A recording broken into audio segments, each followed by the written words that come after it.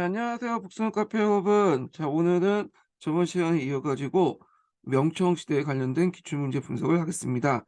자, 그 교재 338페이지 펴보세요. 자, 여기 보면 13번 문제가 있는데요. 여기 보면, 자, 밑줄진 기읍에서부터 미음까지에 대한 설명 옳은 것은 이렇게 있죠.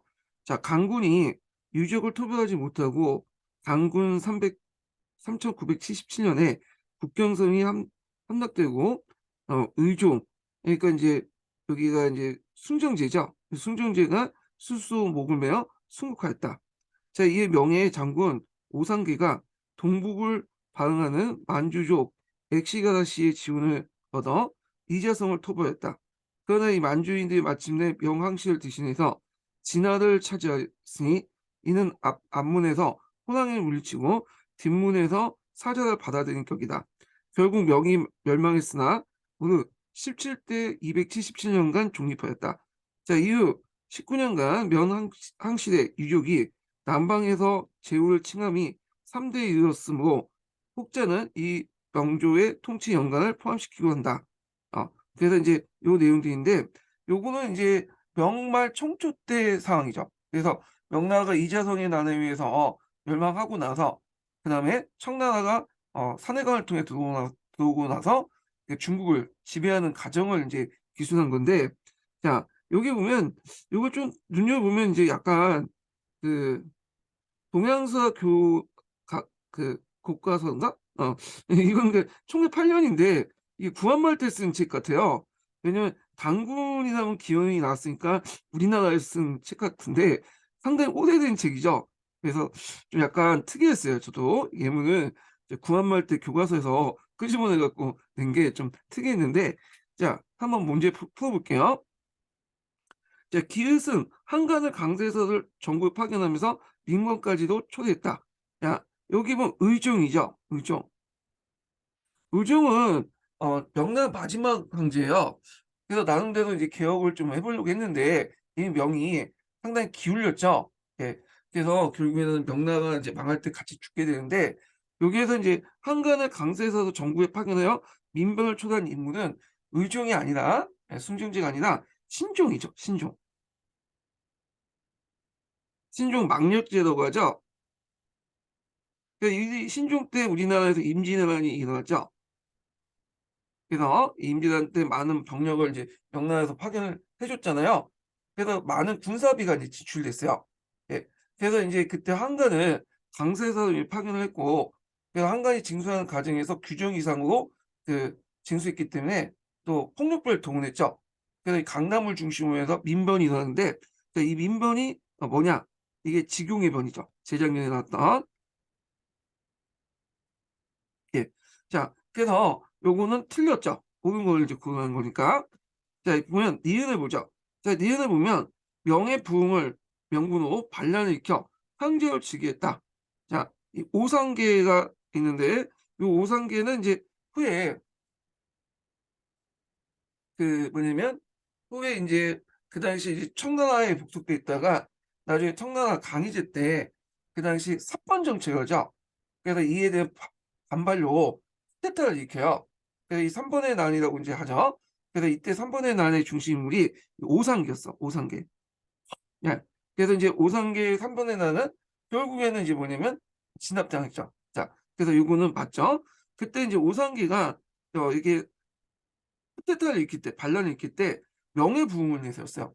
그래서 그 당시 이제 많은 사람이 명예부흥을 내세우면 자기를 지지해 줄 거라고 해서 봉기의 정당성을 이렇게 내세웠는데, 오히려 이것 때문에 욕을 얻어먹었죠. 왜냐하면 오상계 자체가 명나라를 뭐냐면 특히 남명 정권을 무너뜨리는 데 큰 역할을 했던 사람이거든요.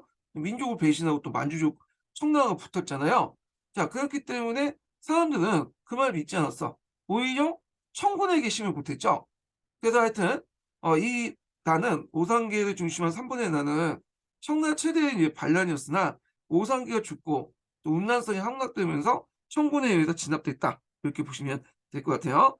자, 그래서 맞고, 그 다음에 여기 뭐 이자성에 관련된 내용인데요. 대서국을 세우고 왕에 즉위했다. 이렇게 했죠. 이 대서국이란 나라는 장영충이 세운 나라야. 그래서 명말 때 반란이 많이 일어났잖아요. 근데 이제 이사동뿐만 아니라 여러 이제 반란이 있는데 이재성과 함께 그 명말 농민반란군에 그 일으켰던 사람이 장현충이에요. 그래서 이재성은 대순국을 세웠고 그다음에 그 대승을 세우고 나중에 북경을 점령한 사이에 장혁충은 무창을 함락하고 사천을 진격해서 그곳에서 인제 대서국을 세웠죠. 예. 그리고 성도를 서경으로 계층하고 수도를 정했죠. 근데 이 장현충은 좀 특이한 게 뭐냐면 사천을 점령하고 나서 좀 외부로 계속 정복 활동을 해야 되는데 딱 거기만 점령하고 외부 나가지 않았어. 그리고 나서 사천 안에 대규모 사육전을 벌였죠. 그 많은 사람들이 이제 원성을 샀는데 명나라 그 역사에 보면 그 사람이 죽인 사람만 해도 6천만 명이 넘었다고요. 예. 근데 이거는 좀 약간 과장된 것 같고 하여튼 많은 사람을 죽였다. 그래서 청나라군이 사천에 진입하면서 장혁준 군대를 물리치고 그를 잡아서 처형을 시켰다고 하고 있거든요. 자, 그래서 이거는 이제 대서국은 장혁준과 관련된 내용이니까 틀렸죠. 그다음에 인제 니은 만주인들 그러니까 청나라죠. 청나라는 강남의 부를 봉양, 평양이라고 하죠. 중국어로. 봉양으로 이주시켜 반정부 세력을 약화시켰다. 자, 봉양은 어디냐면 여기가 강남에 있는 지역인데 여기가 인제 누구의 고향이냐면 홍무제 의 고향이에요. 주원장이죠. 그러니까 주원장은 이제 농민 출신이기 때문에 평소에 지주에 대해 불만을 많이 갖고 있어요. 근데 건국 과정에서 이제 그들의 힘이 필요하기 때문에 포용하는 정책을 했지만 그리고 나중에 건국하고 나서는 이제 반강남 지주 정책을 피게 돼요. 그때 이제 강남 출신들을 대규모 숙청시키고 그와 동시에 강남 지주들도 그 당시 주원장의 이제 그 적인 장사성과 또 연결됐고 토지 경부는 농민이 착취했다는 이유로 그 당시 인제 대규모 숙청을 하거든요. 그리고 자기 고향이었던 그 봉양에 그 당시 강남구 14만 원을 강제로 이주시켜 일종의 삼인 정책을 하게 되죠. 자, 그래서 나중에는 또 그 남경으로 강제 이주시키죠. 그래서 새로운 수도를 정비하는 데 또 이용하고요. 자, 그래서 요것은 이제 그 당시 그 주원장의 강남 지주 숙청 사건 과정에서 일어났다. 이렇게 보시면 될 것 같아요. 자, 제가 틀렸고 그다음 미연을 보면 자 요거 관련된 명왕시 유적이 남방에 제후를 그대로 써있다. 항제도 그냥 칭했다. 자 이거는 이제 남면 정권을 얘기하죠. 자 그때 인제 대표적인 인물에는 국본에서 난징을 포위한 연평왕이 있다. 이렇게 했죠. 자 이 남명 정권부터 이제 설명해야 되는데 남명 정권은 남쪽에 강남에 세워진 일종의 임시정부, 명나라 임시정부라고 보시면 돼요. 그래서 홍강제라든지 그다음에 육무제, 연력제 그래서 총 이제 3대 19년 동안 지속이 됐던 그 정권인데 그때 인제 이 연평왕이라는 인물은 어떤 사람이냐면 그 명나라 황실의 유족이 아니에요. 그러니까 명나라 일족이 아니라 황실의 일족이 아니라 정송공이죠. 정송공. 자, 이 정송공 세력은 대표적인 반청 세력 중에 하나죠. 그래서 인제 이들은 인제 주로 강남 지역에서 뭐냐면 명나라 그 남명 정권을 도와서 여러 가지 활동을 했는데 그 아버지 때부터 활동했어요. 그 아버지가 이제 정지종이라는 사람인데 이 사람이 육무제를 인제 적극적으로 도와줬고요. 그리고 그 육무제의 그 정지종의 아들이 인제 있었는데 그때 그 정송공이죠. 그래서 정송공이 육무제 양자가 돼 가지고 그 당시 북선야라고 불렸어요. 그리고 영역제 때는 연평왕이라는 자기를 받았거든요. 그리고 인제 병력 10만 명 정도의 병력을 이끌고 한때 남명의 수도인 그러니까 이제 청나라가 점령했던 남경을 공격을 했죠. 물론 실패를 하게 돼요. 그래서 인제 이 실패 후 남경 포위 사건이 남경을 포위한 후 그게 포위가 잘 안 되니까 어디로 인제 갔냐면 자신의 근거지를 만주란다. 그 대만으로 옮겼죠, 대만. 그래서 이 대만으로 옮겨서 반청 활동을 지속했다. 그때 대만은 네덜란드 식민지가 있었지만 정성공에서 네덜란드가 쫓겨나고요. 이때 인제 정성공의 근거지가 됐죠. 그래서 이 대만에서 인제 정성공 세력 때 왕국을 세운 다음에 있다가 3 대까지 쭉 지속이 돼요. 그래서 나중에 강희제 때 멸망을 하게 되죠. 그래서 이제 강희제가 자기 초기에 청계령을 내렸던 이유도 이 정성공 세력들이 이쪽 강남 지역의 연해한 주민들과 이렇게 교류하는 것을 막기 위한 거예요. 예. 물론 이제 정성공 세력을 토벌한 다음에 강희제 말년에는 청계령을 다시 철회했죠. 예. 자, 하여튼 요거는 이제 남명 정권하고 관련돼 있지만 남명 정권하고 관련돼 있긴 하지만 이 연평하는 인물은 명나라 황실도 아니었고 황제가 된 사람도 아니었죠. 정성공이었죠. 옆에 보조해 준 사람이었잖아요. 그 때문에 틀렸죠. 예. 그래서 이렇게 보시면 돼요. 예. 여기에서 물어보면 명나라 황실 유족이니까. 자, 그래서 이제 답이 2번이죠. 그래서 13번 문제는 명마 청초 때 그 상황들을 뭐냐면 종합적으로 물어보고 있어요. 그와 관련된 이 문제들이 뒤에도 또 나오거든요. 예. 그래서 이 문제는 좀 약간 좀 공부를 해두시면 될 것 같고요. 특히 명나라 말기 때, 그리고 청나라 초기 때 명말 청초의 정권 교체 과정 같은 거 있죠? 이런 것도 이제 파악을 해두시는 게 좋을 것 같아요. 자, 그 다음에 14번 문제 보죠. 자, 지도에서 A에서 D까지 권령제 활동이 관련된 지점들이다. 각 지점에 이루어진 활동을 옳은 것만을 보기에서 고른 것은 이렇게 있죠. 자, 여기 보시면 이제 청나라 영토가 있죠. 그래서 이 권령제가 이제 그 만들어진 그 영토는 그 당시 지금의 이제 중국 영역에 거의 일치하죠. 연해주 지역과 저쪽 몽골 지역을 제외하고는 거의 일치된 지역을 했는데 그 권령제는 오늘날 중국의 뭐예요? 영토의 원형을 만들었다. 네, 이렇게 보시면 돼요. 그러니까 중국에서도 이 청나라에 대해서 되게 긍정적이에요. 지금 중국의 정권을 장악한 건 당연히 한족이죠. 근데 얘네들 만주족이란 말이에요. 우리 입장은 200년 동안 그냥 한족들을 식민 통치했기 때문에 중국 입장에 상당히 청나라를 깎아낼 것 같은데 오히려 상당히 좋게 평가해. 예, 역사적으로 되게 훌륭한 왕조로. 왜 그러냐면 지금의 상황과 맞아. 중국은 지금 한족 외에도 장족, 몽고족, 해족 등등 해가지고 56개 소수민족들이 있잖아요. 그래서 중국이 항상 내세운 게 뭐냐면 항상 내세운 게 다민족 통일 국가론이라고 하죠. 그래서 중화민족의 개념도 한족뿐만 아니라 이런 56개 소수민족도 뭐냐면 포함시키고 있잖아. 근데 이제 이 청나라가 거기에 이제 그 기원을 이뤘다. 청나라 때부터 오족 통합을 이뤘고 지금까지 지속이 됐다. 뭐 이렇게 있고 또 중국인들이 좋아하는 이유가 청나라가 그만큼 영역을 이렇게 넓혀줬으니까 거의 60%죠. 예, 요 땅을 중국한테 안겨줬잖아. 그러니까 얼마나 좋아. 자, 하여튼 요 막대한 땅을 왕성시켰던 황제가 이 권룡제예요. 권룡제. 그래서 이 권룡제는 활발한 그 정복 활동을 했어요. 그래서 이제 중가도를 비롯한 6번의 원종을 통해서 현재 중국의 영토를 확정시켰는데 그래서 말년에 권룡제를 자신을 뭐라고 했냐면 십전노인이라고 했어요. 십전노인. 그래서 10번의 원정을 이끈 노인이라고 지칭할 만큼 여러 원정의 승리를 거뒀다는 거. 물론 자신이 친정한 건 아니에요. 그 뭐 앞에 있었던 이제 영락제처럼 자기가 이제 말 끌고 와갖고 몽골족 치고 뭐 그런 건 아니었거든요. 자, 하여튼 그렇지만 이 원정을 총지했다는 데 큰 역할을 하죠. 자, 그리고 이 사람은 또 이제 한인학자를 불러모아서 뭐 사고전서 같은 것들 이제 편찬하고요. 여러 곳에 직접 수행하면서 국내 체제 안정을 도모했어요. 야, 근데 이 사람이 이제 정치는 잘했는데 말년이 문제였죠. 말년이.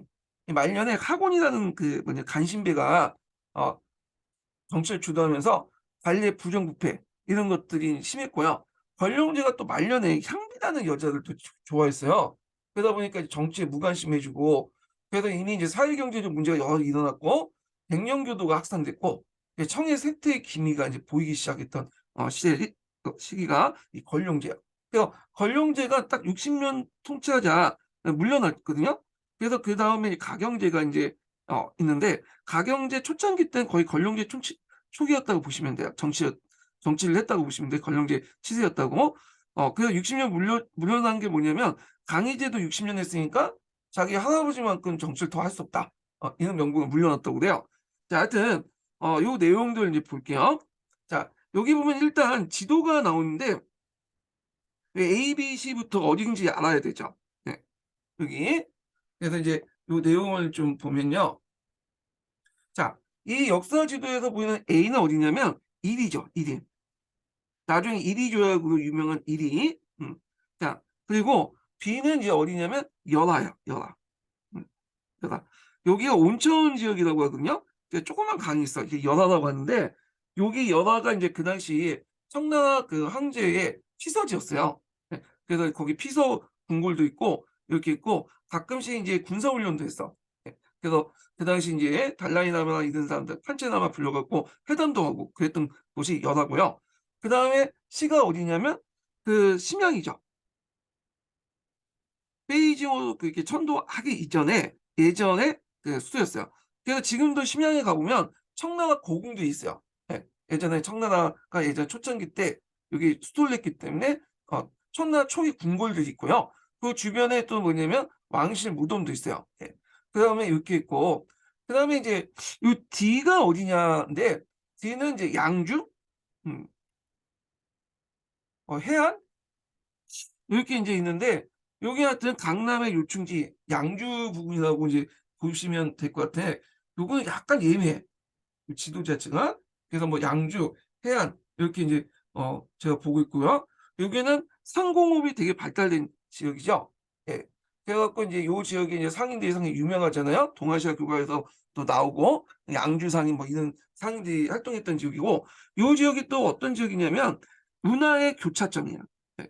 그래서 특히 이제 청라 같은 경우 강남의 물자들 강북, 베이징으로 이동을 시켜야 되잖아요. 그러다 보니까 운하가 되게 중요해. 명청시대 때 공통점이죠. 그래서 항상 명청시대 때부터 역대 황제들 그 뭐냐면 여러 가지 이제 법적 중에 하나가 이 운하를 관리하는 거야. 특히 청남 황제들은 직접 자기가 가서 여기 운하를 관리하고 그랬어요. 내려다 그 운하까지 가서 양주나 뭐 이런 시주나 이런 지역을 쭉 돌아가면서 운하가 잘 돼 있나 안 되나 이런 것들 보고 예 그렇게 정비를 했거든요. 그래서 상당히 운하 관리가 상당히 중요한 일이었다 황제의 그런 것도 좀 같이 기억을 해주시면 될 것 같아요. 자, 그러면 이제 문제를 풀어볼게요. 자, A를 보면 중간 부족을 무조건 정복하고 주방장관을 배치했다. 이렇게 있죠. 자, 여기 보면 이제 중간호 부족이라는 게 뭐냐 이걸 보는데 중간호 부족은 이 몽골족의 한 부족 중에 하나예요.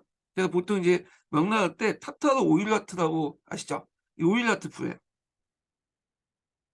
이 오일라트 부족이 뭐냐면 중간호 부족이거든요. 자, 원래 이제 만주족은 이 몽골족들 뭐냐면 여러 가지 방법으로 해결을 냈죠. 이 몽골족들이 기병이 상당히 뛰어나잖아요. 그래서 이제 한 50%의 몽골 부족들은 만주족 해외에 넘어가서 이렇게 복속이 됐지만 한 나머지 이제 부족들은 오일라트 부족처럼 그러니까 중간호 부족처럼 이 만주족의 개기는 부족도 있었어. 그래서 이 중간호 부족은 원래 이게 만주일 때 몽골 평원에 있었던 그런 부족이었거든요. 그래서 이제 강희제 때부터 옹종 때까지 계속 싸워요.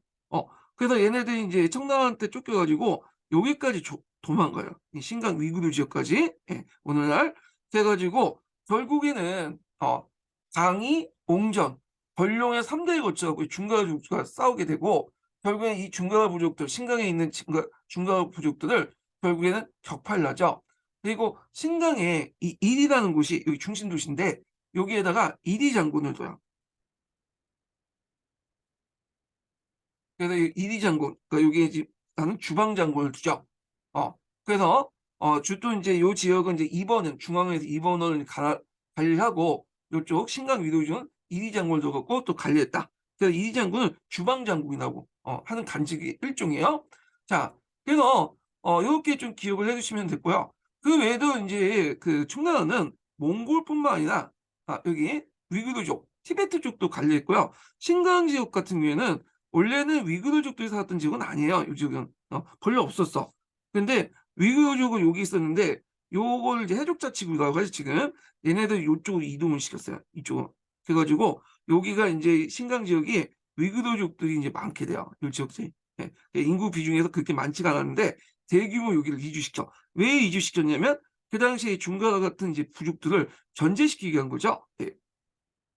그리고 이제 중간호 부족 같은 이제 부족들 전제하기 위해서 여기 점령하고 나서 15족을 이제 파견했다고 그래요. 이 15족은 만주족의 한 부족이거든요. 15족 한 3만 명을 파견했는데 그때 3만 명이 갔을 때 가족도 같이 갔어요. 그래서 권룡제가 너희들 한 5년 정도 있으면 이렇게 바꿔주겠다고 이제 얘기했는데 권룡제 잊어먹었어. 그래갖고 15족들이 자기 고향에서 멀리 떨어진 이 신강 지역에서 계속 살게 되는데 얘네들이 3만 명 정도 왔고 그리고 이제 1족을 같이 데리고 왔어요. 처자식들. 그러다 보니까 이 15족이 자체적 공동체 유지가 되는 거야. 그래서 오늘날까지 이 15족들이 한 30만 정도 있대요. 근데 이 15족들이 상당히 중요한 게 뭐냐면 만주족들은 이제 영내에 들어오면서 하나가 돼갖고 만주어를 잊어먹었어. 만주 풍습이나. 근데 이 15족들은 만주어를 그대로 알고 있어요. 어. 그리고 만주 문자도 알고 있죠. 그러다 보니까 상당히 민족 어떤 그 뭐냐면 민속학이나 역사학을 공부하는데 큰 역할을 한다 그래. 이 15족들이 만주족 문자를 알고 있기 때문에 청나실록 같은 만주족 문자로 쓰이는 문서 있죠. 강공 문서나 기록물들을 이 사람들이 와서 번역을 한다고 해요. 15족 지식인들이. 그래서 하여튼 이렇게 있는데 맞고요. 그다음에 비를 보면 여기가 이제 연화죠. 조상의 능모에 배할 의식을 거행해서 한궁에서 연애를 베풀었다 이렇게 있죠. 자, 요 심양 요거는 비가 아니라 연화가 아니라 이건 뭐와 관련된 거냐? 심양과 관련된 거예요. 심양. 자, 누르하치가 후궁을 이제 뭐냐면 세우고 나서 수도를 몇 번 옮겼어요. 처음에 흥경을 했다가 요양을 했다가 그다음에 입간 전에 이제 마지막 수도가 심양이었거든요. 어. 그래서 요 시당에 있다가 나중에 이제 순치제 이후부터는 여기 북쪽으로 옮긴 거죠. 예. 그래서 여기에는 조상의 묘가 되게 많았어요. 그 누르하치 묘도 있고 홍타지 묘도 있고 심양 고궁도 있고 그래갖고 건룡 15년 기록에 보면 건룡제가 심양에 있는 태조와 누르하치와 홍타지 묘를 정비하고 조상의 능모를 배하였다. 그 내용이 있어요. 그러니까 이건 틀렸죠. 그래서 여기 이제 비는 앞에서 말하는 연화 지역인데 이 연화 지역은 그 당시 이제 그 만리장성 북쪽 외곽 지역에 있는 곳으로 청나라 이궁인 피서상장이 있어. 그래서 이 연안함 자체가 앞에서 얘기했죠. 열이 있는 지역, 이 온천 지역이에요. 그래서 권룡제가 그 당시 연하의 피서산장에 가서 1년에 한 번씩 가서 이제 휴식을 취했는데 절대 권력제의 후가는 지금도 있지만 상당한 정치적 의미가 있죠. 권룡제는 거기에서 중간의 부족을 거기에서 이제 누굴 만났냐면 그 당시 이제 판체나마 같은 사람들 만났어. 예, 달야이 나마나. 자, 그래서 왜 그 사람들 만났냐 하면 그 당시 이제 그 몽골족들이 남아교를 많이 믿었어요. 남아교. 예. 그래서 이제 몽골족을 통제하려면 요 남아교 수장이었던 달라이나마나 판체나마를 잘 통제할 필요가 있었어. 예. 그래서 이들을 만나고 특히 이 판체나마를 통해서 달라이나마를 뭐냐면 견제하려고 했거든요. 그래서 이제 이런 것들을 이제 하기 위해서 이제 또 궁중에 그 연화를 자주 갔고 연화에 가서 또 궁주 그 군사 훈련도 같이 했죠. 왜 이걸 몽골족들 보여줘서 너희들 이제 나한테 개기면 죽는다 이런 걸 이제 해주기 위해서 그렇게 했던 건데 자 그래서 이런 그 판체나마를 통해서 달라이나마를 견제하면서 그리고 이 남아교를 통해서 몽골족과 티베트 계통의 민족들을 통제하려고 했다 이런 것도 좀 기억을 해두시면 되고요.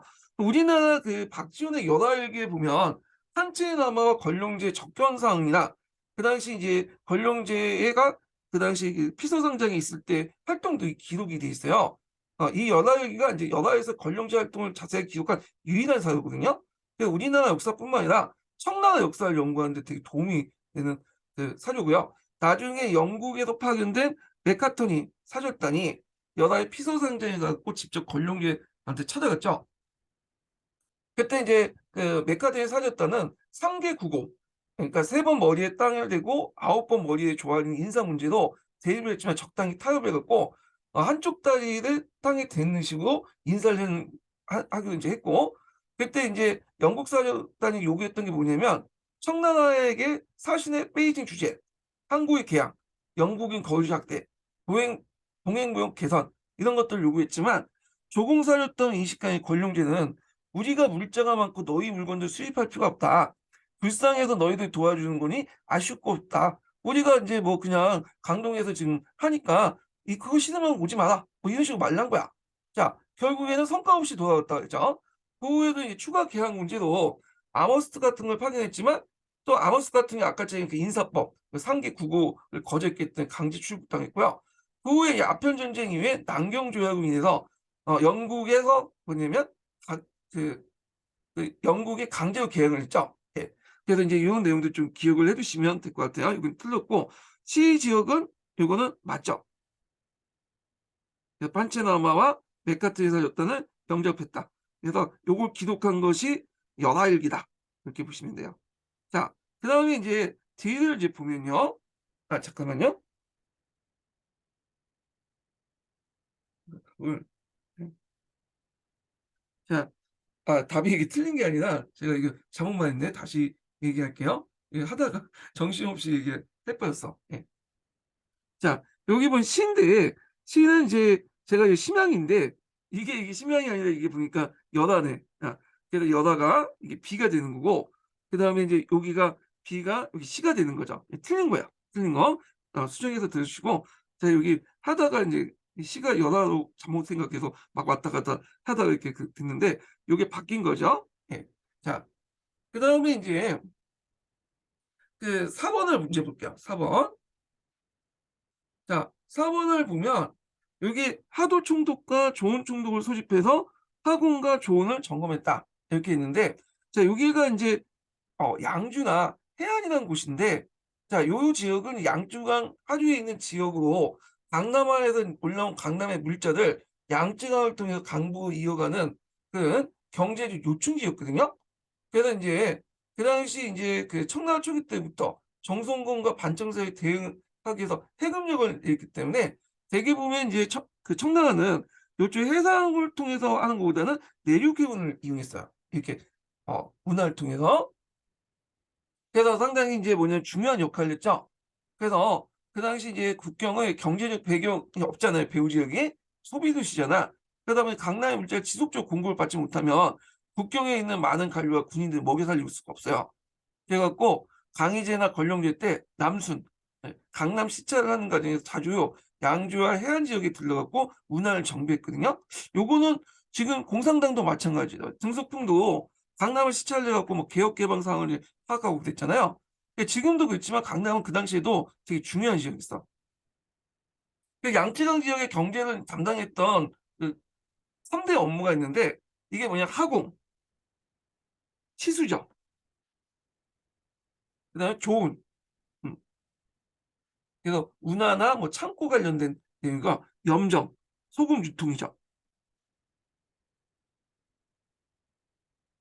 자, 그게 이제 3대 업무야. 경제에 관련된 양쯔강 지역의 3대 업무인데 그와 관련된 관리들이 있어야 될 거 아니에요. 그래서 하공을 담당한 걸 뭐라고 하냐면 그 당시 하도 총독이라고 했어요. 그러니까 여기서 하공은 주로 이제 치수를 담당하는 거죠. 치수.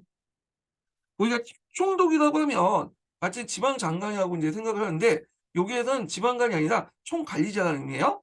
그다음에 이제 조은 총독은 운하를 담당하는 운하나 운하 부근에 있는 창고들을 담당하는 물류를 담당하는 그 총관리를 얘기하죠. 그래서 이때 이제 그 양주나 이런 지역에 갈 때 그 당시 누구야? 권령제가 그 당시 하도 총독과 조은 총독을 이제 소집해서 그 당시 하공과 조은을 점검했다. 이 말은 이 총관리자들 불러가지고 그 당시 치수사업과 운하나 창고 같은 걸 점검했다는 거야. 경제적인 활동이죠. 그래서 기읍과 니을, 그래서 답이 2번이 되죠. 2번. 예. 이 문제가 쉬운 문제가 아니에요. 이거는 보통 우리가 이제 개론서 있는 것도 있겠지만 좀 심화서적도 있고 좀 해야 되거든요. 그래서 저도 요 관련된 것을 이제 해석할 때 여기 관련된 책을 많이 수집해 갖고 봤어요. 그래서 기출문제 적어놓은 건데 하여튼 요거 관련된 문제 좀 어려운 문제다 이렇게 보시면 되고 특히 청라 같은 경우에는 강의, 권룡, 옹정 요 3대에 관련된 문제들이 많이 나오죠. 그래서 요걸 중심으로 좀 공부해 주시면 좋을 것 같아요. 자, 그다음에 15번 문제 볼게요. 자, 밑줄 지은 방법을 가리킨 제도의 명칭을 쓰시오. 이렇게 있거든요. 자, 강희제는 자신의 둘째 아들 두찬을 항세자로 세웠으나 결국 그를 폐위하지 않을 수 없었다. 그 이유는 입신 출세에 반한 관료들이 다음 황제의 항태제에 밀착하여 파벌을 형성하고 마침내 황제 암살 음모를 깨하는 지경에 이르렀기 때문이다. 그래서 항태제를 일단 세우면 항태자 중심으로 해갖고 이 사람이 나중에 황제가 되니까 파벌이 형성되죠. 그리고 항태자가 의도하지 않았지만 또 원하진 않았지만 얘들끼리 또 뭐냐면 이 항태제를 세우기 위해서 강희제를 죽여야 될 거 아니에요. 그러니까 암살을 이제 시도를 하게 되는 거야. 그래서 이런 것도 여러 가지 문제점이 일어나니까 옹정제 때는 좀 그 계승 방법을 좀 바꿔놨어요. 그래서 성왕이 강희제의 실패를 고언 삼아 완전히 새로운 방식을 고안했다. 자, 새로운 방식은 관련된 내용은 그 밑에 있죠. 그래서 황제 승전에 황태자 이름을 공포하지 않고 황제가 직접 정한 인물 이름을 써서 작은 상자에 봉하여 건총궁 안에 걸려있는 정대 강명이라는 쓰인 평약뒤에 숨겨두었다. 그리고 황제가 죽은 후에 황족과 대신들이 모여 이 상조를 개봉함으로써 다음 황제가 될 사람들 확인하도록 했다. 이렇게 했죠. 자, 요거는 이제 이 제도는 뭘까요? 예, 이거는 뭐냐면 황태자 밀건법이라고 하죠.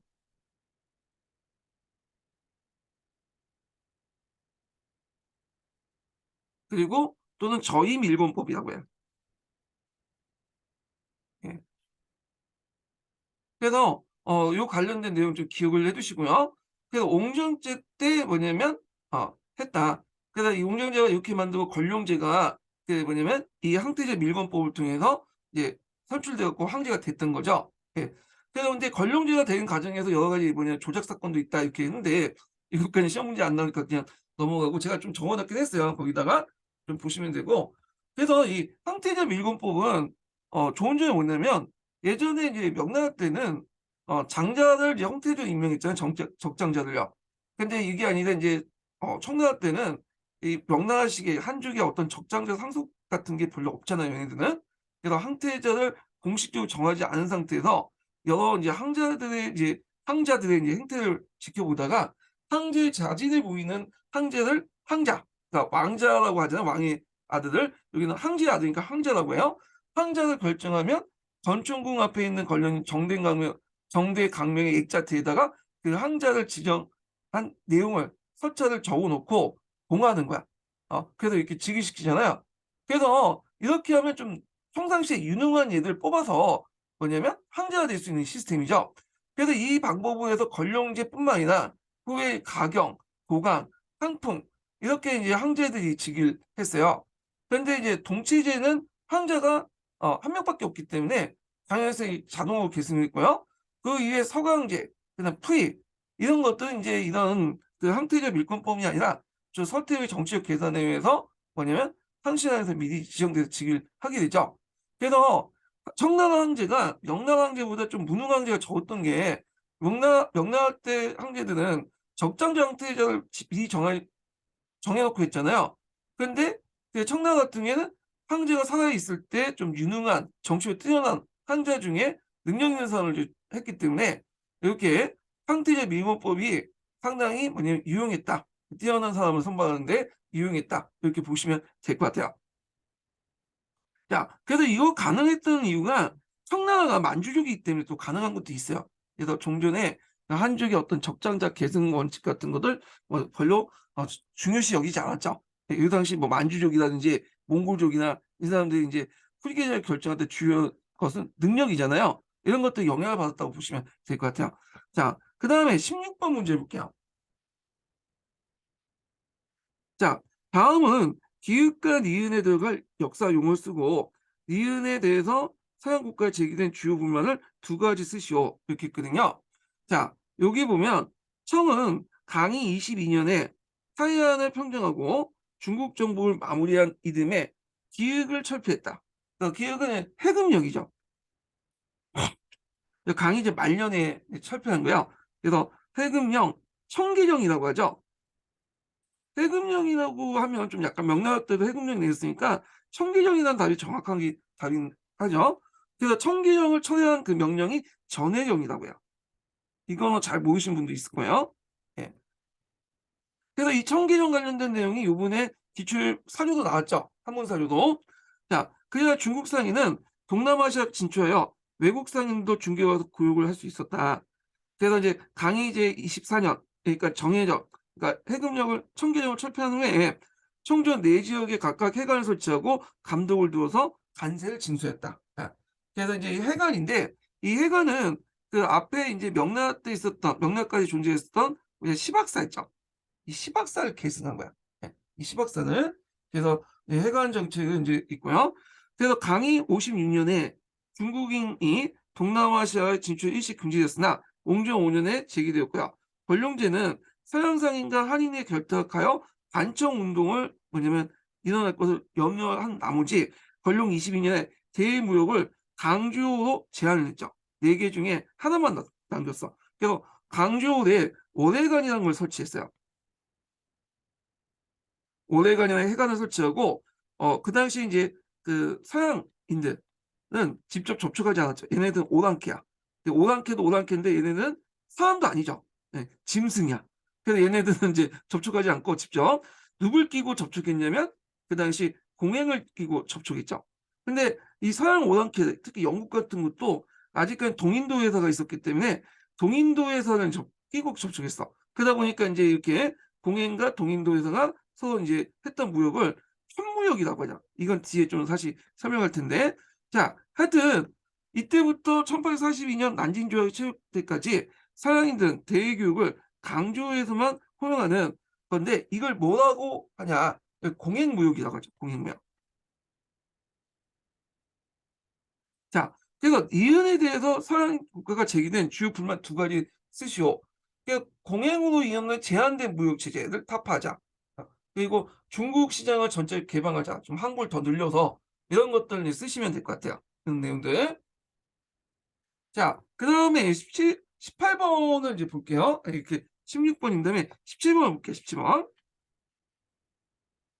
자, 여기 보면 그 당대에서 청대까지 경제 발달 사항을 옳게 설명한 것은 이렇게 있죠. 예. 자, 여기 보면 1번을 볼게요. 자, 당나라는 도시에서 상인들이 동업조행 행과 작이 조직됐다. 요거 맞을까요? 틀릴까요? 일단은 행과 작이 뭔지는 알아야겠죠. 행은 상인조합이야.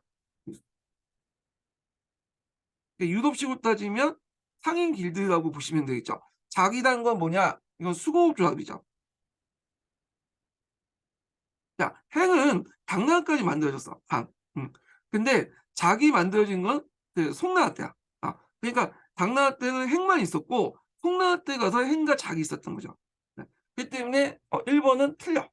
1번은. 그래서 이제 똑같은 이제 송나라 때 당나라 때 행이 있었지만 행의 역할이 좀 다르거든요. 그래서 일종의 당나라 행 같은 경우에는 주로 이제 우리가 생각하는 이런 서양의 길드하고 비슷해. 독점 체제.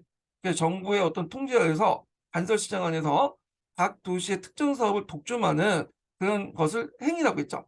근데 송나라 행은 이런 시제가 붕괴되면서 독점권이 사라지고요. 단순히 동업자 조항만 머물렀어요.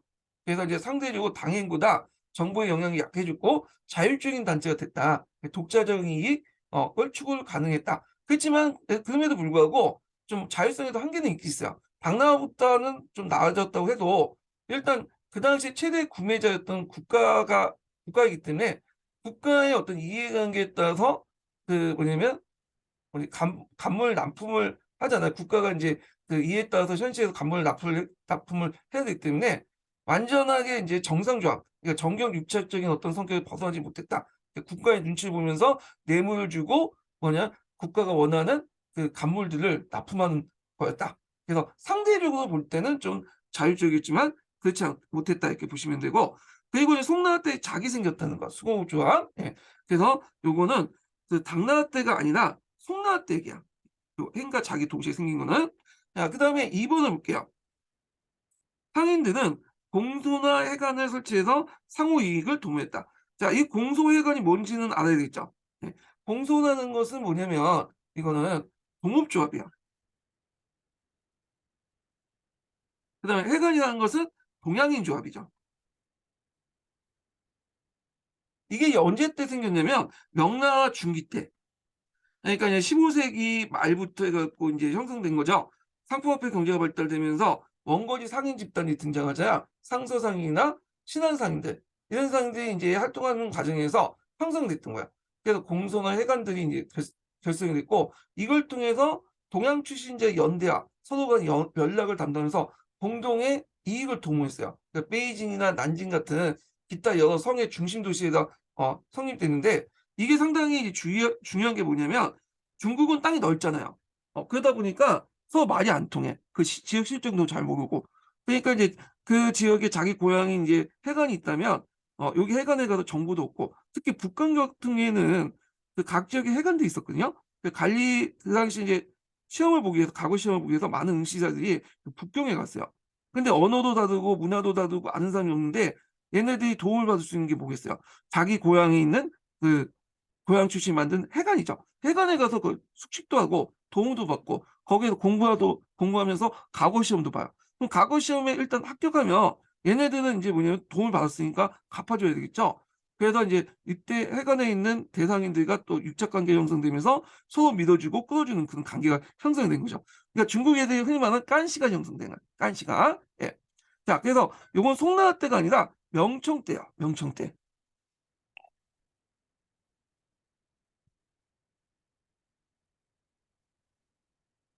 그 명량을 보면 이항법이 보급되어 벼보리 2년 삼모작이 이항법이 보급되어 벼보리의 2년 삼모작이 일부 지역에서 시작됐다. 이렇게 있는데, 자, 일단은 이항법이 보급된 것은 당나라 중기 때부터요. 당나라 중기 때부터.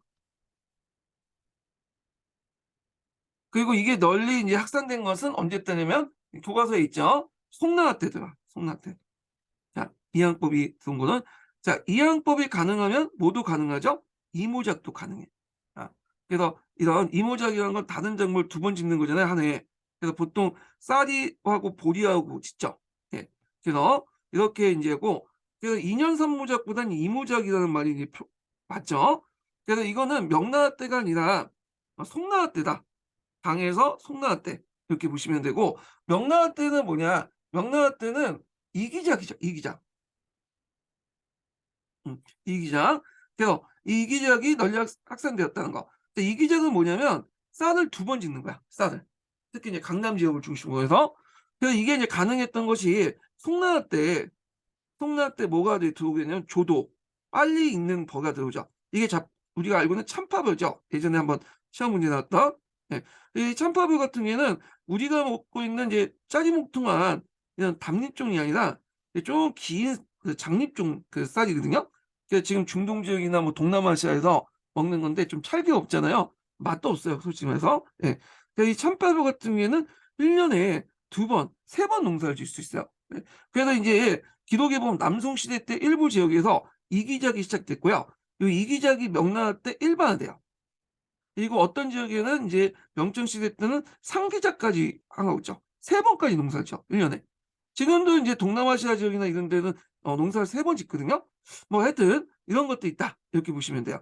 자, 그리고 참고로 요게 벼보리의 2년 3모작인데 이게 2모작이라고 했죠. 2년 3모작 같은 게 당나라 때 어디에서 이제 널리 확산됐냐면 하북 지역, 강북 지역에서 확산됐죠. 예. 그래서 강남 지역 같은 경우에는 주로 쌀을 먹지만 강북 같은 게 밀을 주로 먹는 그 하식 지역이죠. 예. 그래서 이제 하여튼 요새는 2년 3모작이 했다. 예. 벼보리는 이모작이고요. 그래서 여기 뭐 다 틀렸으니까 문장 구조가. 자, 그래서 이제 이거는 명이 아니라 당에서 성까지 이렇게 보시면 되고, 그다음에 청나라를 볼게요. 여기 답인데 광저우에 공행을 두어서 외국 물을 통제하는 해군 정책을 폈다. 맞죠? 앞에서 언급했던.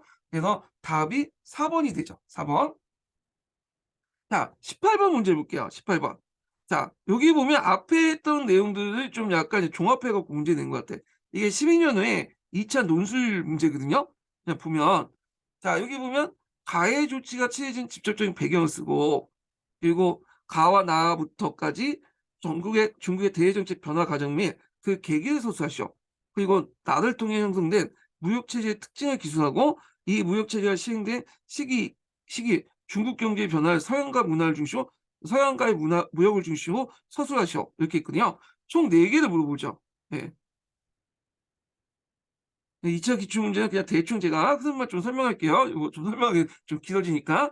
자, 일단은 여기 가해라고 하니 가해 조치를 알려면 이 가가 뭔지는 알으셔야죠. 자, 이거 보면 복권, 절간, 강남, 세성의 연회에 출입을 금하는 경계를 만들고 어떤 간원이나 병사 혹은 백성에도 금령을 어기고 경계에 나가서 무역을 하거나 집을 짓고 거주하거나 농사를 짓는 자는 강과 민을 불명하고 모두 뭐냐 통적제 그러니까 뭐냐 도적과 통정한다. 오늘 이적제라고 보시면 되죠. 도적과 통하는 제다 해서 통정제로서 돈하고 차명에 처하고 그리고 그 물자를 뺏는다, 가사를 뺏는다. 그런 내용인데, 자, 요게 이제 뭐냐? 요거 좀 뭐가 헷갈릴 수 있냐면 명나라의 해금령하고 그다음 청나라의 청계령하고 해서 헷갈릴 수 있죠. 어떤 분 중에 이걸 명나라의 해금령이라고 이제 해석하신 분도 있더라고요. 아니죠. 이게 왜 명나라 해금령이 안 된 이유가 뭐냐면 일단 잘 모르시면 출처를 보세요. 출처. 여기 보면 자 청해전 사례가 있죠. 예. 여기서 보면 해전이라는 뜻은 보통 해전, 해독 이런 말들이 들어오면 제도사예요. 제도사. 아, 이거는 뭘 기록한 거냐? 청나라 제도사를 기록한 거예요. 제도와 관련돼서. 예. 해금령이나 이제 청계령도 이 제도의 일종이잖아요. 그러니까 청나라 제도에 관련된 여러 가지 사례를 지금 저술한 책이거든요. 그러면 이거는 명나라가 될 수가 없죠. 땅 여기 청이라고 적혀 있잖아. 그러니까 이건 청나라 해금령이야. 해금령. 그래서 요거는 이제 앞에서 얘기한 것처럼 정성공 때문에 그런 거죠. 그때 정성공이 이제 뭐냐 반정 복명을 내세우고 대만으로 갔으니까 또 강남도 공격하고 그 남경도 공격하니까 그 당시 정성공부터 뭐냐면 직접 피해를 막고 동시에 주민들과의 접촉 소통을 단절시키면서 정성공의 물적, 인적 자원을 고갈시켜 자멸시키기 위해서 이 청계령을 공포했고요. 그래서 이게 강희제 초창기 때 공포를 했거든요.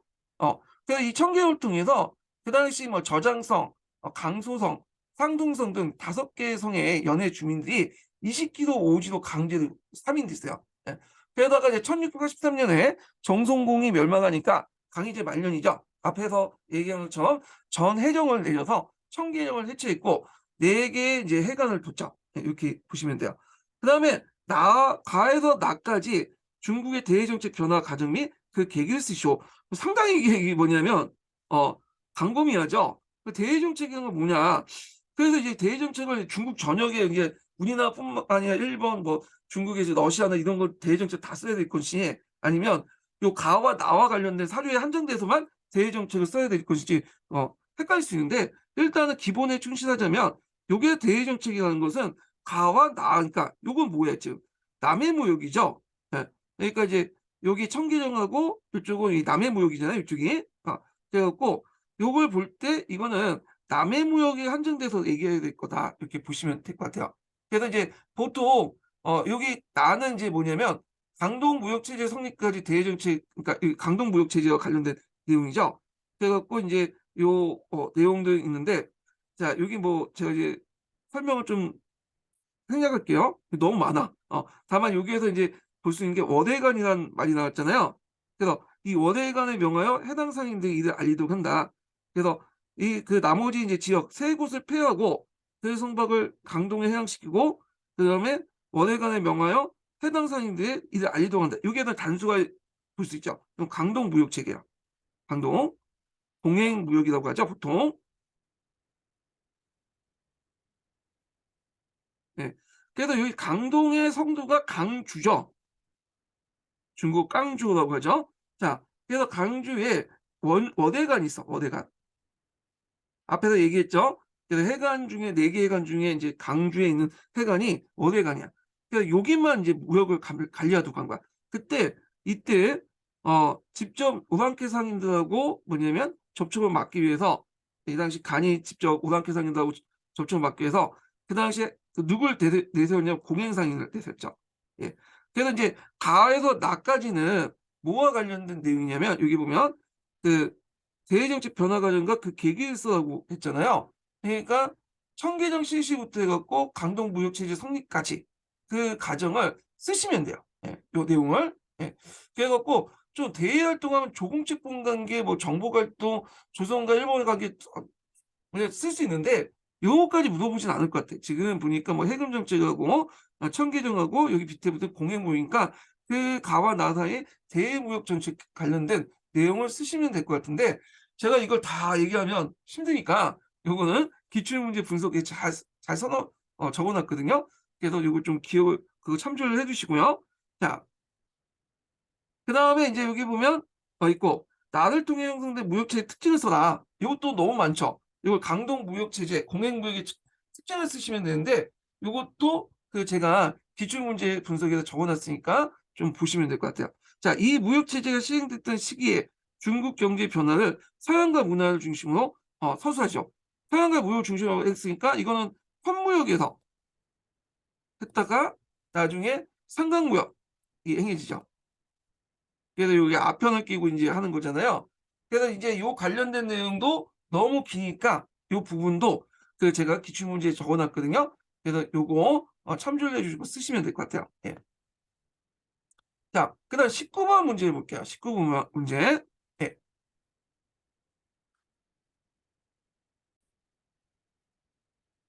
자, 19번 보면 "다음 자료를 읽고 작성 방법에 따라 서술하시오." 이렇게 했거든요. 자, 수도를 기획에 둔 200년 동안 영종은 뭐냐면 통옥에서 인제 뭐냐면 포로가 되었고, 그리고 무종은 상하의 곤욕을 겪었으며 경태초에 수도가 포위되었다. 가정연간에 수도가 포위당했으며 이렇게 쭉 있는데, 요거에서 인제 기억에 될 건 이 명나라 관련된 내용이잖아요. 여기 보시면. 그래서 여기는 북경이라는 걸 알 수 있죠, 일단. 그리고 여기 또 인제 북경 이렇게 인제 볼 수가 있죠. 그래서 이제 여기 공통된 들어갈 도시는 북경, 또 그 당시에는 경사라고 했죠, 경사. 예. 자, 그래서 있고, 그다음에 경제적 측면에서 밑줄친 디귿의 내용을 밑줄친 니은과 관련적 기술하시오 이렇게 했죠. 자, 여기 보면 이 가와 관련된 사료인데 제가 이제 목이 좀 가서 다 읽기는 좀 그런데, 요 사료는 아마 정확히 제가 출처는 못 찾았지만 강남 절강성 출신이었던 황조이가 쓴 것 같아요. 황조이가 명의대방론해서 그 당시 이 뭐냐면 영락제가 남경에서 수도를 북경으로 옮긴 것을 되게 비판을 했거든요. 예. 그래 갖고 이 명의대방론에 인제 이런 말이 있어요. 천하에 강남 지역이 있다는 것은 마치 부잣집에 창고와 장롱이 있는 것 같다. 예컨대 돈 많은 부잣집 아들이라면 창고와 장롱은 반드시 몸소 지키고 그 몸과 뜻은 하인들에게 맡길 것이다. 남경을 버리고 수도를 삼지 않은 것은 타인에게 창고나 장롱을 맡기는 것이고, 북경천도는 몸소 문이나 뜰을 지키는 것이다. 천하를 다스리는 지혜가 돈 많은 부잣집 아들보다 못해서야 되겠느냐 하면서 이 영락제의 북경천도를 비판을 했거든요. 그래서 이제 제가 보기에는 이거는 항조이가 명의대방론에서 이런 강남청 북경청도를 비판한 내용하고 연결돼서 보시면 될 것 같아요. 이게 아마 항조이가 글을 쓴 것 같은데, 제 생각에는. 그래서 인제 보통 북경으로 옮겨 놓으면 이게 물자 공급이 필요하잖아요. 그래서 영락제 때 뭐냐면 이 물자 보급을 위해서 해통양하고 청강포를 정비를 했어요. 북경이 있으면 여기 강남에 직통으로 인제 뭐냐면 운반할 수 있도록 외통화와 청강포라는 운하를 정비했다. 그래서 요게 하도라는 것은 운하와 관련된 내용이죠. 그래서 왜 여기 운하에 돈을 쓰냐. 그냥 차라리 여기 강남에 오면 여기까지 보낼 필요 없고 운하 정비를 제대로 운하에 돈을 쓸 필요 없지 않냐. 쓸데없는 돈 낭비다. 뭐 이렇게 이제 비판을 하고 있는 거야. 자, 그래서 경제적 측면에서 밑줄진 디귿의 내용을 이 디귿의 내용이 어디 있어요? 해악이라는 내용을 뭐냐면 "니은과 관련되어 서술하시오." 이렇게 쓰면, 자, 북경천도 이후 강남의 경제부가 이 운하를 통해서 뭐냐면 북경으로 운송되어 강남 경제에 손실을 입었다. 그래서 특히 이제 운하건설 및 정비 등에서 국가 재정이 많이 소진됐다. 요걸 이제 얘기한 거죠. 자, 그다음에 인제 야는 뭐냐면 여기 인제 순치제 관련된 내용이죠. 순치제 때 인제 뭐냐면 입성을 해 갖고 중국을 이제 점령을 했잖아요, 청나라가. 그때 이제 순치제가 초창기 때는 어린 나이로 즉위했기 때문에 실제 정치는 누가 했냐면 요 사람이 있어요. 이 니을. 이 사람이 뭐냐면 섭정화석 애진왕이죠.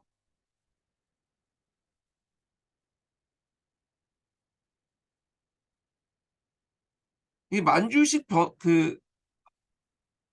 이름이 있을 텐데 하여튼 한자가 적혔으니까 한자식으로 읽은 거예요. 자, 이 사람이 누구냐면 도르곤이죠, 도르곤. 자, 그래서 이 당시 청나라황제의 순치가 어린 나이에 즉위했기 때문에 이 사람은 정치왕이었던 지둘관랑과 함께 섭정을 맡아서 뭐냐면 통치했고, 나중에 이 지둘관랑은 모든 권한을 도르곤을 넘겨줬기 때문에 한동안 이 도르곤이 뭐냐면 통치했다 이렇게 보시면 돼요. 그래서 이제 이 사람이 이제 이자성의 난도 진압하고 그다음에 양령 정국도 공격하고 하면서 상당히 큰 역할을 했거든요. 예. 그래서 이제 뭐 이렇게 있고, 근데 이 사람은 이제 나중에 전쟁 중에 상초로 젊은 나이에 죽어요. 39살. 우리식 따지면 40살 정도 이렇게 나이죠. 그래서 도르곤이 이제 그 당시 그 이자성이죠. 자, 이자성을 쫓아내고 국경에 입성을 할 때 그 당시 그 명나라 황제 있죠. 마지막 순전제의 시신을 거두다가 어, 성대하게 장례식을 해요. 해갖고 그리고 우리가 이제 여기 들어온 거는 여기 뭐 명나라를 무너뜨리기 온 게 아니라 이 명나라의 원수였던 이자성을 공격해서 명나라의 그 마지막 황제의 원수를 갚기 위해서 한다. 이런 식으로 하죠. 물론 정치적인 거죠. 그래서 자기가 이 명나라를 계승했다. 청나라가 명나라를 계승했다고 이제 말하고 나서 이런 내용도 있어요. 자, 근데 이제 막상 이제 딱 그 북경을 점령하고 나서 거기에서 끝나면 안 되겠죠. 그러니까 군대를 모아서 강북과 강남을 치게 되고, 그 과정에서 이제 무슨 공포를 내냐면, 물론 이제 북경 입성 후부터 그랬지만, 자, 그때 이제 뭘 내냐면 머리를 다 깎아라. 번발레다. 치발레라고 하죠. 그래서 여기 보면 상복을 벗은 후에 반민이 모두 구정했다. 치발했다. 그래서 이제 번발했다라는 번발. 자, 그래서 이 번발은 상당히 의미가 있죠. 이게 이제 번발이에요. 제가 요 자체가 치발인데 번발이라고 보시면 돼요. 이걸. 네. 자, 하여튼 이 칙령을 내렸는데 그건 뭐냐? 번발은 여러분도 알다시피 그 유목민족들이 하는 그 머리 스타일이죠. 말을 편하게 타기 위해서 그다음 유목민족이나 그 만주족 남자들이 머리를 뒤로 길게 따 늘린 것을 변발이라고 하잖아요. 그래서 이제 보통 이제 중국인들은 장발을 해요. 그래서 장발을 번발로 이제 바꾸게 하는 거는 일종의 복종의 표시야. 그래서 오상계도 청나항복 할 때 그의 군사와 함께 이제 번발을 했고요. 도로곤도 아까 전에 북경 점령하고 나서 이 제사 다 지나고 나서 간민들에게 번발을 하라고 했고, 그다음에 정복 지역에 있는 지역에서도 이 단발령을 강행해서 이렇게 했는데, 이것 때문에 하인대 적개심을 키우는 경우도 있어요. 그래갖고 이제 그때 뭐 그중에 대표적인 게 양주 지역에서 그 당시 번발령이 되니까 그거에 대한 반발로 반란이 일어났잖아요. 그래갖고 그걸 이제 그때 이제 청나라가 이제 대규모 이제 병력을 통해서 투입해갖고 양주 지역을 완전 대학살을 일으켰거든요. 그래서 이게 양주 11기라는 그대도 있어요. 그러니까 이건 병발 이상당이 그 당시에는 중요한 거였다. 그래서 나중에 청나라 말기 때 그러면 청나라를 따른 사람들은 장발, 아니 변발. 청나라를 제가 말했네. 청나라를 따르는 사람들은 변발을 했고요. 청나라를 대항하는 사람들은 대부분 장발을 했어. 그래서 혁명파들은 장발로 했고, 그다음에 백령교들도 장발을 했고요. 예. 그다음 뒤에 태평천국 운동도 장발을 했어요. 이건 뭐냐면 청나라를 저항을 했다는 거야. 예. 자, 하여튼 이 머리라는 게 상당히 상징적 의미가 있다. 이런 걸 좀 기억을 해두시면 되고, 여기는 뭐 변발, 그러니까 치발에 관련된 내용이 아니고, 여기는 주로 니은의 인명과 이은에 들어간 인명이니까 여기는 이제 도로군이고 여기는 이자성이죠. 예. 이자성 관련된 내용은 앞부분에도 얘기했죠. 예, 요거. 그래서 이제 이렇게 해서 명나라가 망하고 나서 청나라께 등장하는 그 가정과 관련된 정치적 변화를 관련된 내용이에요. 나와 관련된 사용이요. 예. 자, 그래서 이제 이렇게 해서 이제 다 끝났고, 다음 시간에는 명청시대에 관련된 내용을 할게요. 명청시대 사상과 관련된. 자, 오늘 수고하셨고요. 다음 시간에 뵙겠습니다.